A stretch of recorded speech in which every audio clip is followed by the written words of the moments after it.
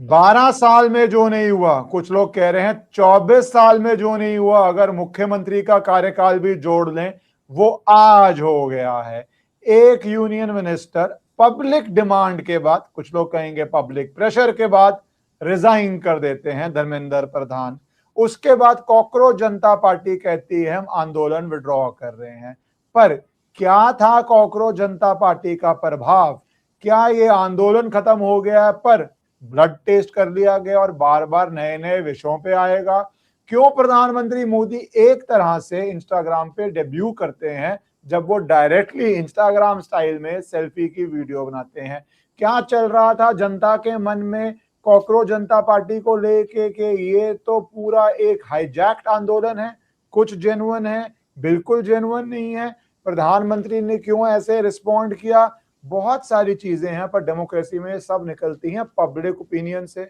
US में constantly public opinion देखते देख के डिसीजन होता है। भारत में कहते हैं प्रधानमंत्री मोदी का संघ परिवार का मल्टीपल फीडबैक सिस्टम है, पर क्या वो फीडबैक सिस्टम टूट गया था या वो फीडबैक सिस्टम काम कर रहा है? और जनता क्या सोच रही है, उसके लिए सबसे जो बड़ा ओपिनियन पोल जो बारीकी से देखते हैं कि कॉकरोच जनता पार्टी क्या है, कॉकरोच का प्रभाव क्या है और आगे क्या होना है, वो किया मेरे दोस्त अमिताभ तिवारी जी ने। उनकी कंपनी है वोट वाइब, आपको पता है वो ओपिनियन पोल करती रहती है, चुनाव को लेके, प्राइम मिनिस्टर को लेके, बहुत सारे विषयों पे करती रहती है, और आप उनसे इस चैनल पे बहुत अच्छी तरह से जानते हैं। So Amitabh ji, thank you for taking out time and thank you so joining.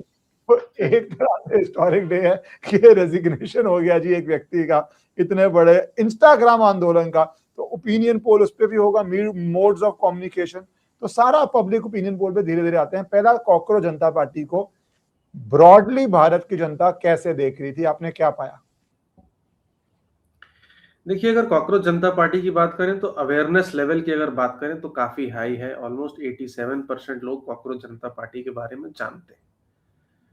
अब इसका कारण लार्जली हमारे देश में जिस तरह से इंटरनेट पेनिट्रेशन बढ़ा है, आज 100 करोड़ से ऊपर इंटरनेट यूजर हैं, गांव गांव में लोग इंस्टाग्राम फेसबुक पर हैं, 50 करोड़ से ऊपर लोग सोशल मीडिया पे हैं, डेटा चीप हुआ है, तो उसको आप लार्जली उसकी वजह से जो है आज की डेट में अवेयरनेस लेवल्स कॉकरोच जनता पार्टी की हाई है।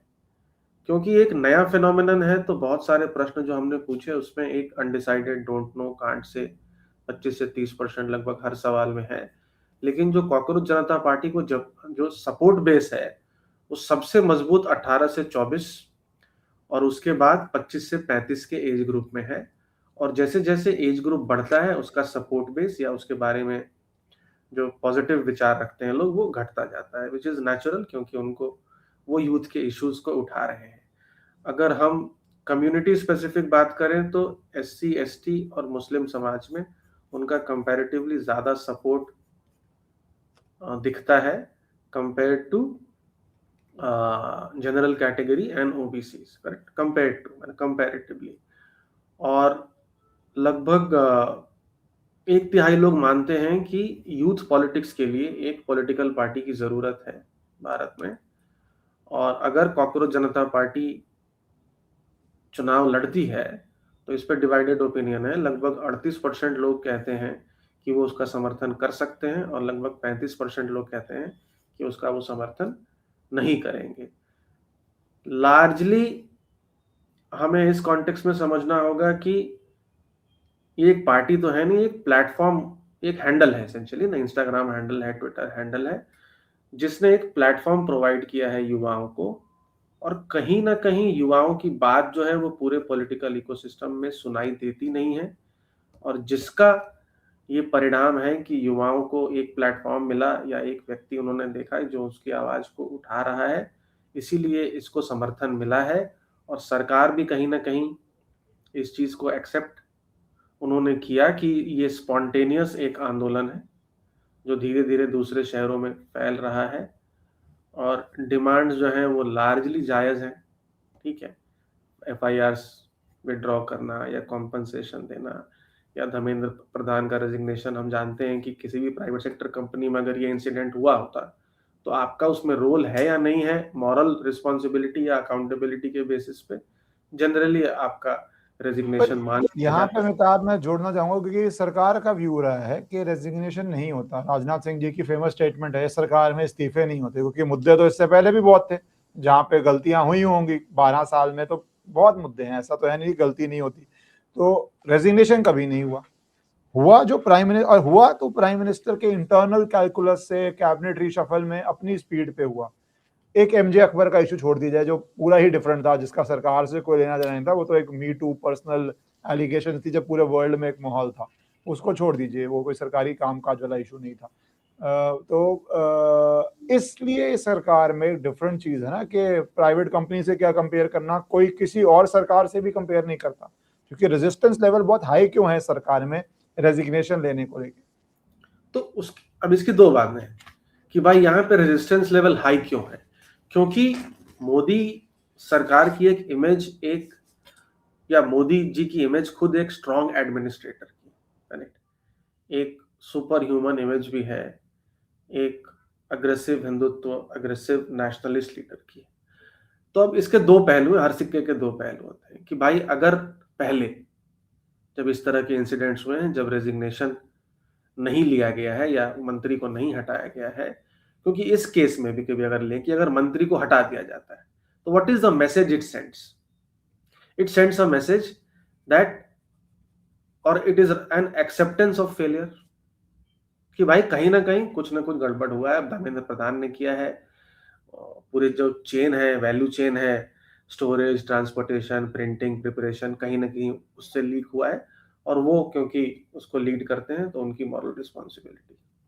लेकिन दूसरे लेवल पे जब हम स्ट्रॉन्ग एडमिनिस्ट्रेटर की बात कर रहे हैं, अग्रेसिव लीडर की बात कर रहे हैं, हिंदुत्व नेशनलिस्ट, जिसका एक विजन है 2027 का, जिसका एक ये भी इमेज है कि वो नो नॉनसेंस लीडर है, जीरो टॉलरेंस रखता है, अगर आप धर्मेंद्र प्रधान को कंटिन्यू करते हैं तो एक ये मैसेज जाता है कि Modi as prime minister is rewarding non performance या इज टॉलरेटिंग नॉन परफॉर्मेंस। तो ये दो चीजें हैं, ठीक है, ये एक बैलेंसिंग एक्ट है कि भाई कौन सा जो थॉट प्रोसेस है वो ज्यादा मजबूत हो रहा है।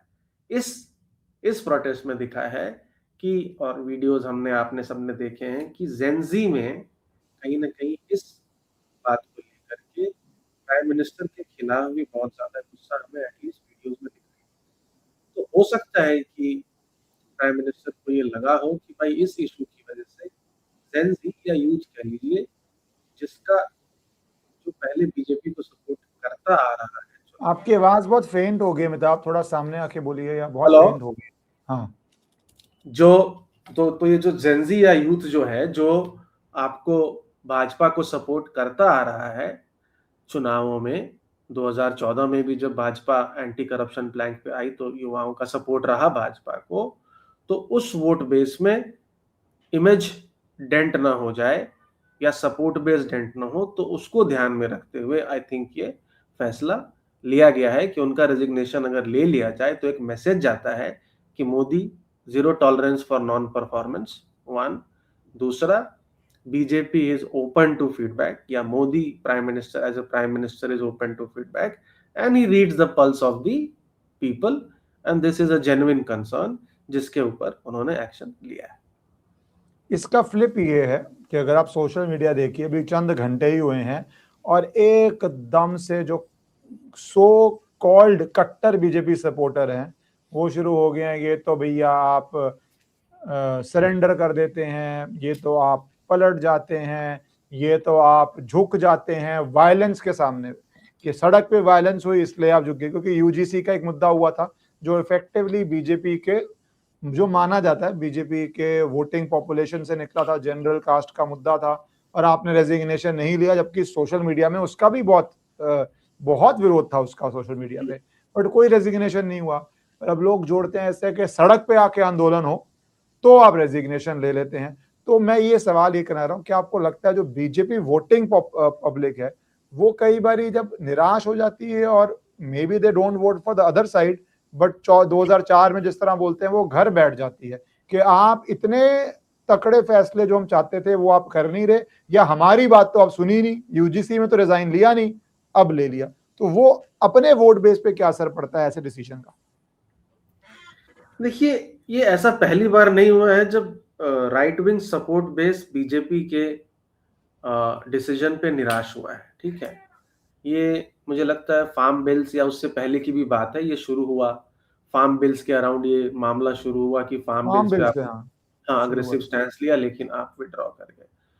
तो ये तो एक नेचुरल टेंडेंसी है किसी भी व्यक्ति के लिए, या कि भाई अपनों की बात या अपनों की नाराजगी से आदमी कम खतरा महसूस करता है, लेकिन बाहर वाले की नाराजगी से ज्यादा और उसको वो करने की कोशिश करता है। ये नेचुरल है, हम में आप में एक नेचुरल टेंडेंसी है। अब बीजेपी की कैलकुलेशन हो सकती है कि भाई जो उनका खुद का सपोर्ट बेस है वो हो सकता है कुछ दिन के लिए नाराज हो जाए, बट अल्टीमेटली इनके पास ही रहने वाला है। लेकिन ये जो सपोर्ट बेस है, जो जेन जी का सपोर्ट बेस है, वो हो सकता है कि आगे जाकर के चुनावों में बीजेपी को नुकसान पहुंचाए, क्योंकि हम सभी जानते हैं बेरोजगारी एक बड़ा मुद्दा है, थ्रेट ऑफ एआई है, एंजाइटी है युवाओं में कि भाई उनके करियर्स में क्या होने वाला है, सरकारी जॉब्स है नहीं, पेपर लीक्स है। तो ये एक कैलकुलेटेड रिस्क जो है वो उन्होंने लिया है। इसमें एक डिफरेंशिएशन है कि बीजेपी का तो सपोर्ट बेस चलिए नाराज है या डिसकंटेंटेड है कि क्यों ऐसा किया गया, लेकिन इसका जो बेनिफिट है वो सीजेपी क्लेम कर रही है और विपक्ष भी क्लेम कर रहा है, लेकिन विपक्ष इसका क्रेडिट ले नहीं पाएगा, है ना, क्योंकि ये क्यों? क्रेडिट तो सीजेपी क्यों? का है। क्योंकि ये क्रेडिट सीजेपी का है, आंदोलन सीजेपी का है, और सीजेपी एक पॉलिटिकल पार्टी नहीं है। इसमें यह भी एक कैलकुलेशन है, अगर आप देखेंगे तो सारे डिस्कशन से विपक्ष को एक्सक्लूड किया है गवर्नमेंट ने, सीधा सीजेपी के साथ डिस्कशन किया है, जबकि राहुल गांधी ने भी वही डिमांड्स रखे हैं, लार्जली थोड़ा बहुत ऊपर नीचे, है ना। तो क्योंकि ये एक नॉन पॉलिटिकल मूवमेंट, एटलीस्ट अभी तक नॉन पॉलिटिकल मूवमेंट है, लोग उसके ऊपर ज्वाइन कर लिए हैं बिकॉज वो बैंड वैगन इफेक्ट में ज्वाइन कर लिया उन्होंने। तो इसकी वजह से एक स्ट्रेटेजिकली ये भी बीजेपी को दिखता है कि इसका क्रेडिट सीजेपी को जाएगा, which is a non political movement, या इट्स नॉट अ पार्टी, और विपक्ष को नहीं जाएगा। पर दोनों बात। अमिताभ विपक्ष को नहीं जाएगा क्योंकि इतनी देर तो बीजेपी के जो सारा सपोर्ट सिस्टम है वो बोलता रहा कि केजरीवाल का व्यक्ति है, केजरीवाल का व्यक्ति है। ठीक है, क्योंकि ये बीजेपी के सर्कल में ही चला और है भी, फैक्चुअल बात भी है। सो ये तो हम एज्यूम कर रहे हैं कि voter is low information voter, जिसको नहीं पता कि ये केजरीवाल का व्यक्ति है, क्योंकि इनफैक्ट लड़ाई तो केजरीवाल और कांग्रेस में हो गई जब उनको लगा कि अरे ये तो कई बार होता है ना, वो पैर तले बटेर अजब शिकारी नहीं हो जाते कि भैया ये तो गलती से ही इतना बड़ा मुद्दा कैसे मिल गया हमें। तो केजरीवाल और कांग्रेस की लड़ाई हुई जहां पे आतिशी मारलीना सिसोदिया ने ट्वीट किया। उसके अगली लड़ाई एक दिन पार्लियामेंट में हो गई अखिलेश यादव और क्या केसी वेणुगोपाल की, क्योंकि आई फील उनके फीडबैक सिस्टम में आया कि बड़ा मुद्दा है तो क्रेडिट मिले। तो कैसे ये विपक्ष को क्रेडिट नहीं जाएगा, एक बात। और दूसरी बात, अगर विपक्ष को क्रेडिट नहीं आएगा तो क्या ये ज्यादा हानिकारक नहीं है, क्योंकि विपक्ष अब बिना चेहरा सामने लाए आंदोलन करवाई जाएगी किसी ना किसी मुद्दे पे, और एंड में वोटिंग के समय बेनिफिट तो एंटी इनकम्बेंसी का विपक्ष को ही होता है। इसमें दो बातें हैं, एक है कि विपक्ष ने इस मुद्दे पे, या विपक्ष के जितने भी लीडर्स जो सीजेपी के प्रोटेस्ट पे उन्होंने ज्वाइन किया या उनके साथ गए या सपोर्ट दिखाया, ये लार्जली बैंड वैगन इफेक्ट जो आप भी कह रहे हैं कि उन्हें दिखा कि ये मुद्दा है तो वो उस पर उन्होंने वो ज्वाइन किया है।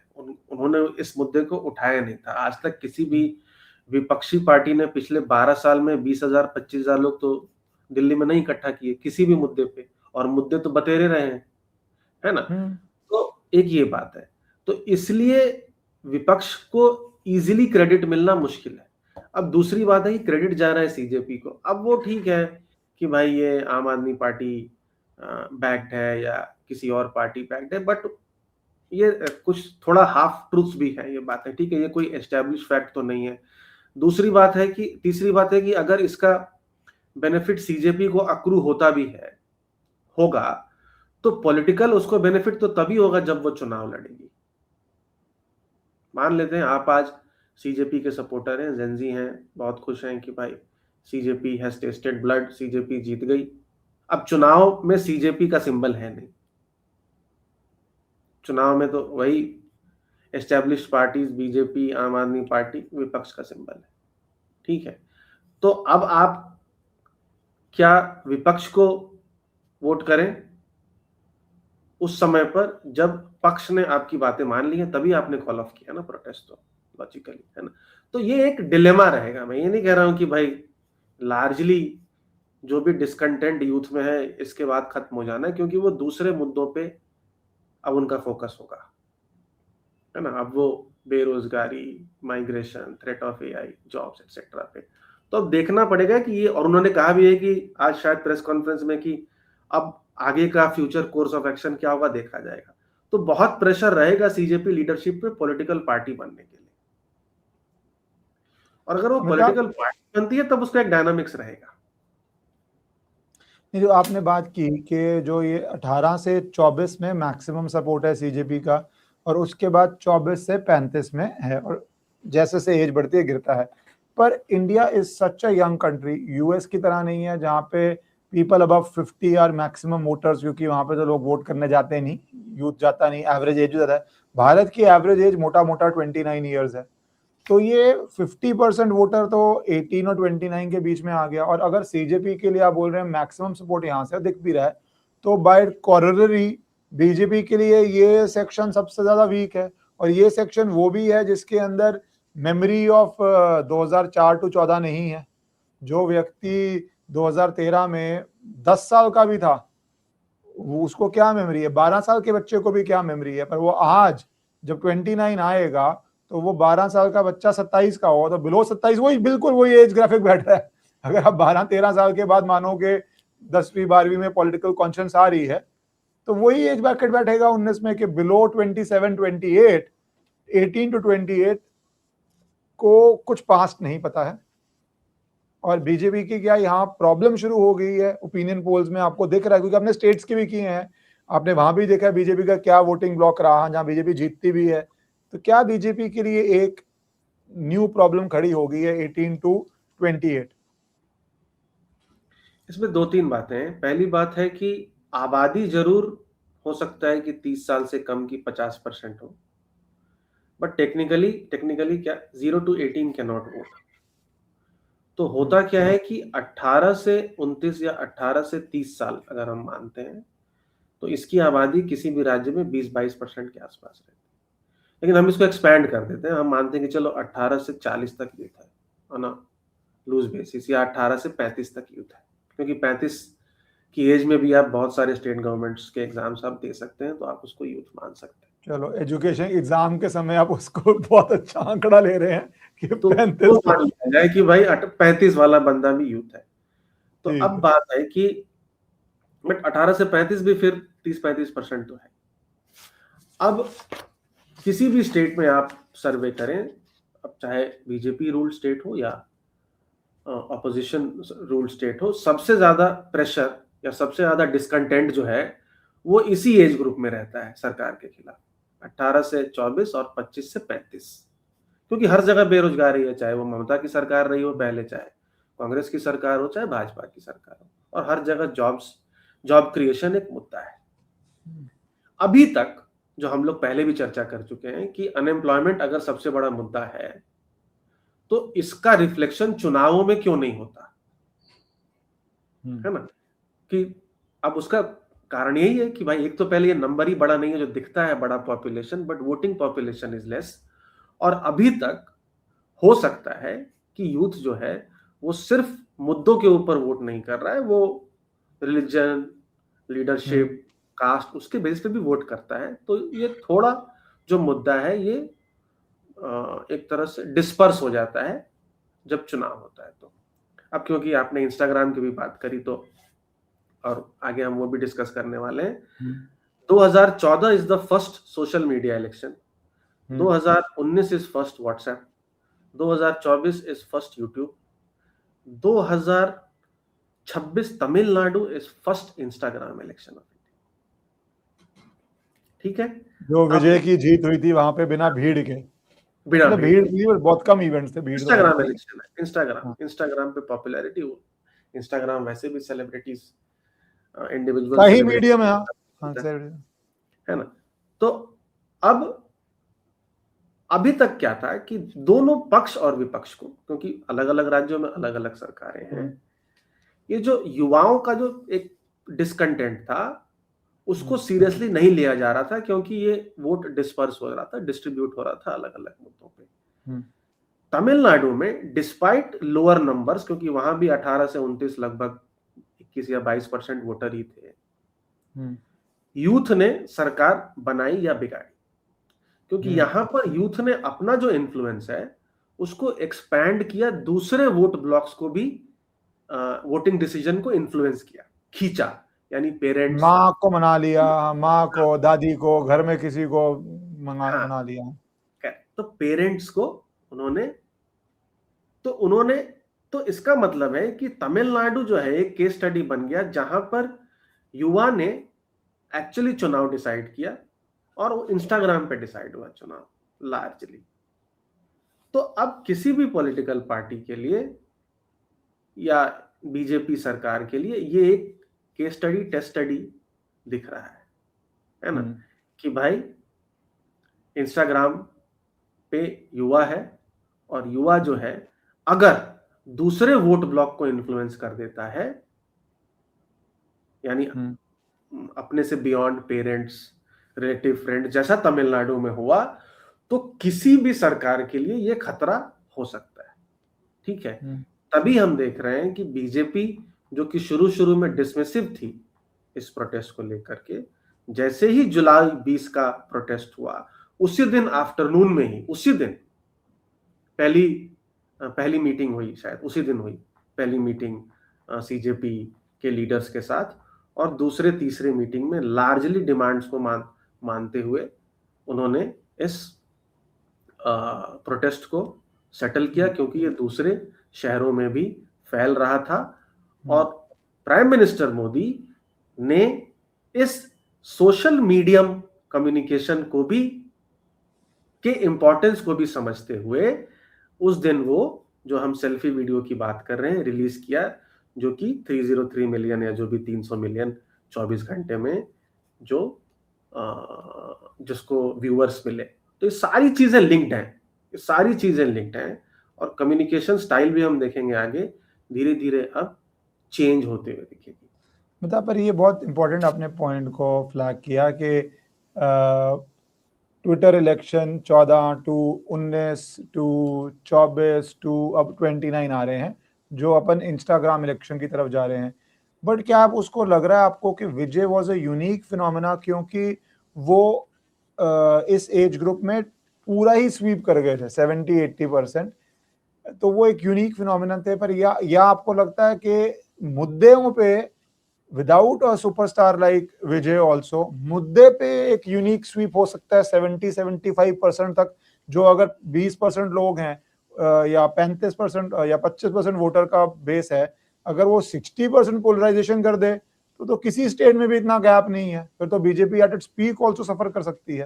तो डू यू फील इतनी ज्यादा पोलराइजेशन वाज विजय सेंट्रिक, एक चेहरा ऐसा था, या मुद्दा सेंट्रिक भी, अलग अलग जातियां, अलग अलग जेंडर, और यहाँ तो जेंडर के भी बहुत इश्यूज उठाए हुए थे, तो अलग जातियां and multiple gender, multiple identities के सारे लोग 60-70-80% भी एक तरफ जा सकते हैं बेस्ड ऑन मुद्दाज लाइक एजुकेशन और anything else which could be there, क्योंकि इतिहास में तो ये बहुत रेयरली हुआ है। हाँ, तो तमिलनाडु में भी एक सेलिब्रिटी, जब वो लोग भी अपनी स्ट्रेटेजी बना रहे थे तो यही नंबर देख रहे थे कि भाई 18 से 40 जो एज ग्रुप है उसकी 40% पॉपुलेशन है, उसका 80% हमें मिल गया या 75% मिल गया, तो 30% वोट तो ऐसे ही आ गया, और हमने 10% भी खींच लिया अगर, तो एक ट्रायंगुलर कॉन्टेस्ट में हमारी सरकार बन जाएगी। 35% वोट शेयर आया उनको, और लगभग लार्जली डायनामिक्स यही रहा। तो थियोरेटिकली तो पॉसिबल है, और वो दिखा भी है हमें क्या कहते हैं होते हुए, है ना।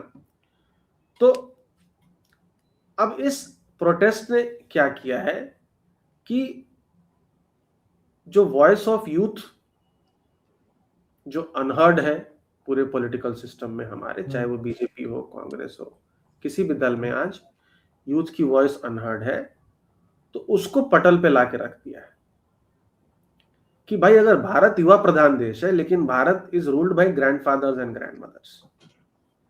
यहाँ पर आप 58 और 60 इयर्स में प्राइवेट सेक्टर में और गवर्नमेंट सेक्टर में लोग रिटायर हो जाते हैं, और 58-60 में एक बंदे का पॉलिटिकल करियर शुरू होता है ना।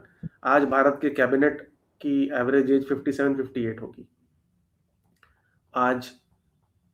तो 18 से 40 साल का जो वॉइस है, कोई लीडर नहीं है एक्चुअली भारत में। एक्चुअली अगर आप देखेंगे ऑल इंडिया लेवल पे 18 to 40 एज ग्रुप का लीडर कौन है किसी भी पार्टी में, अक्रॉस स्टेट्स भी अगर आप देखेंगे तो जो युवा लीडर जो हम कहते भी हैं वो 45-46 इस एज ग्रुप के हैं।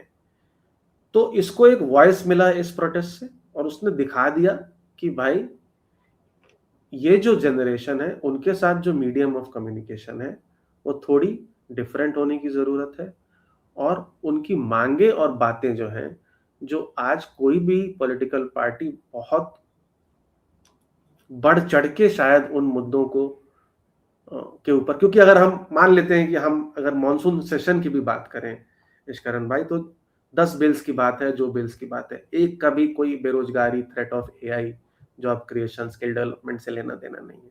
2/3 बहुमत जो हम एक महीने से सुन रहे हैं वो largely delimitation, that is a political issue.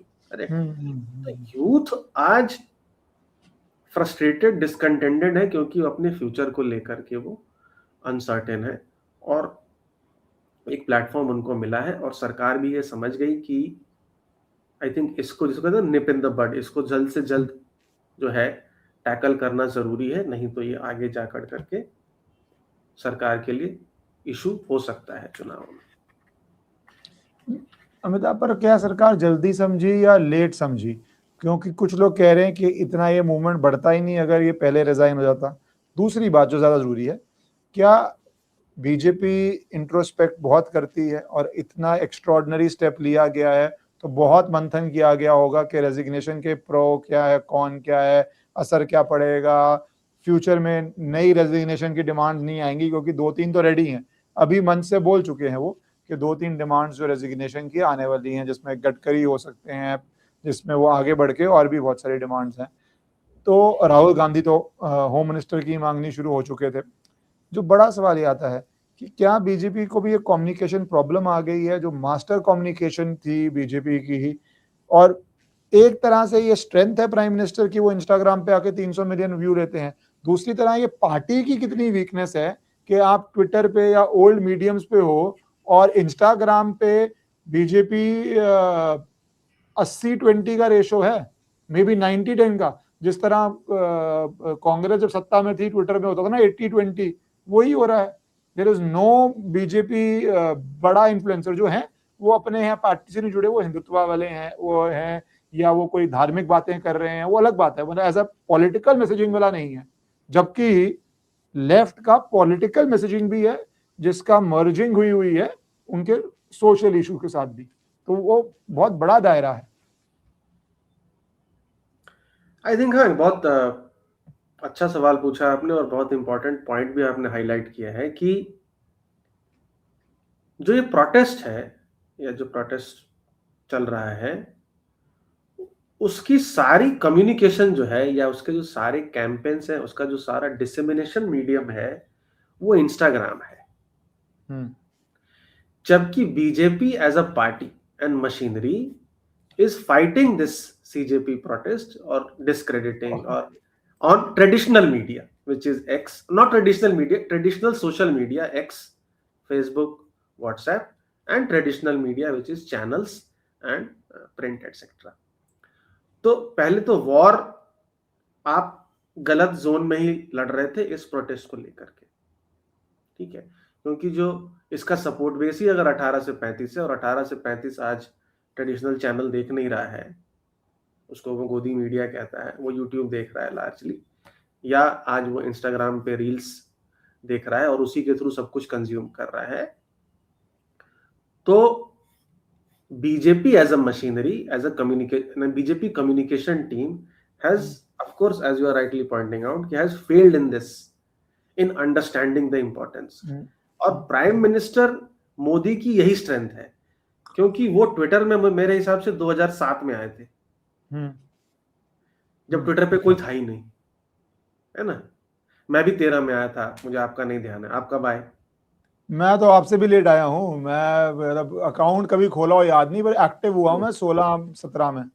Correct. So prime minister was there on X in 2007, understanding, और ही हैड द विजन, या उनको एक, आप कह सकते हैं बड़े लीडर का एक विजन और एक अंडरस्टैंडिंग होती है कि फ्यूचर कम्युनिकेशन कहाँ शेप होगा 2007 में।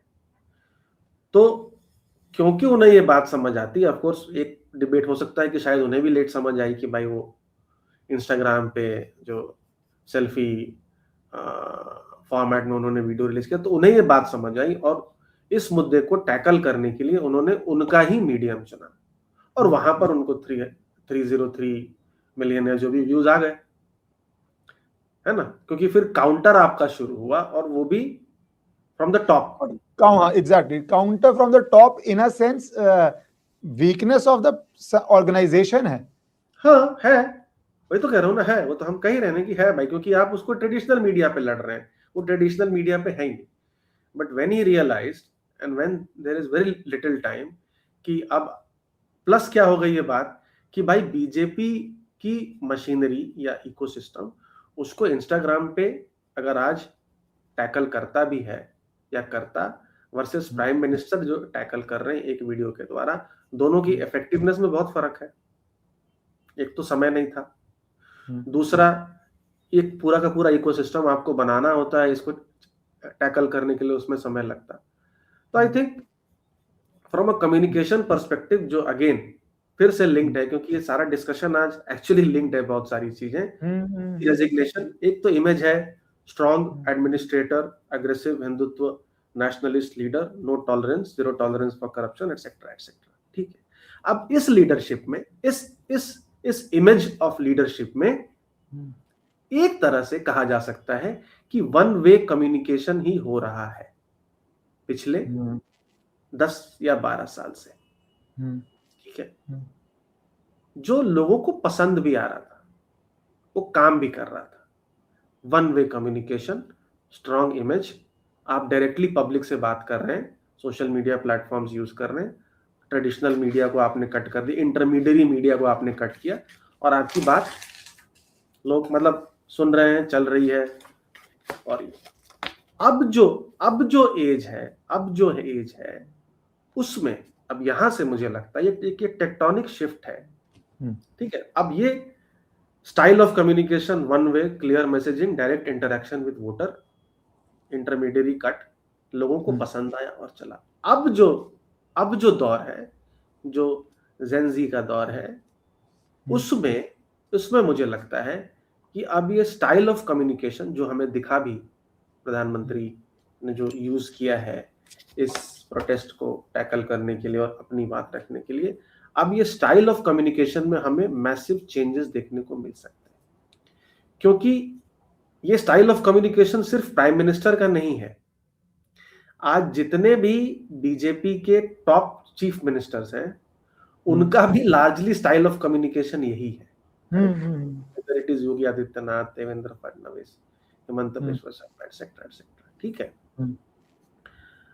अब यहां से, क्योंकि जेनजी, अगर आज के मैंने से जेनजी 18 से 40 अगर आज ही 40% से ऊपर है, तो 2029 के चुनाव में ये नंबर और भी बड़ा हो सकता है। We don't know, can be 44-45% also. Gen Z के लिए या नए वोटर के लिए, a leader who listens is going to be the key. Leader who listens.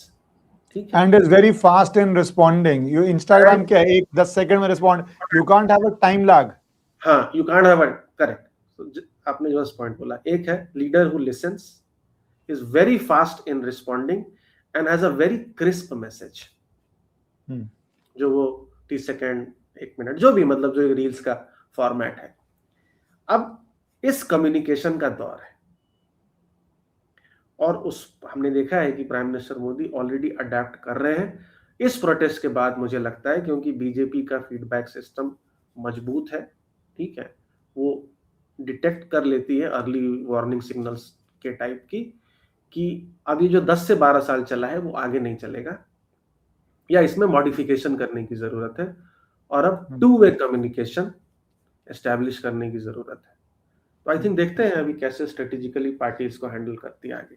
जी अमिताभ, यही आपने जो स्टडी किया, सर्वे किया कि किस दिशा में ओपिनियन लोगों के जा रहे हैं, किस एज ग्रुप में जा रहे हैं, कितना उसकी फिर वैलिडेशन है इलेक्शन में, क्या वोटिंग परसेंटेज है, मुझे लगता है कि बीजेपी के लिए अपॉर्चुनिटी ये है कि इस आंदोलन से उनको बात डिसाइसिवली समझ आ गई है। अभी 2-2.5 साल बचे हैं और चैलेंज ये है कि बिल्कुल नए पैराडाइम पे लड़ना पड़ेगा, क्योंकि दिनों में आज के जमाने में मूवमेंट खड़ी हो सकती है। 24 में हुई थी, संविधान खतरे में है, ये एकदम दिनों में हो गई। तो till the last day you do not know election का किस तरफ जाएगा। ये चुनौती पार्टी को लेके चलनी पड़ेगी।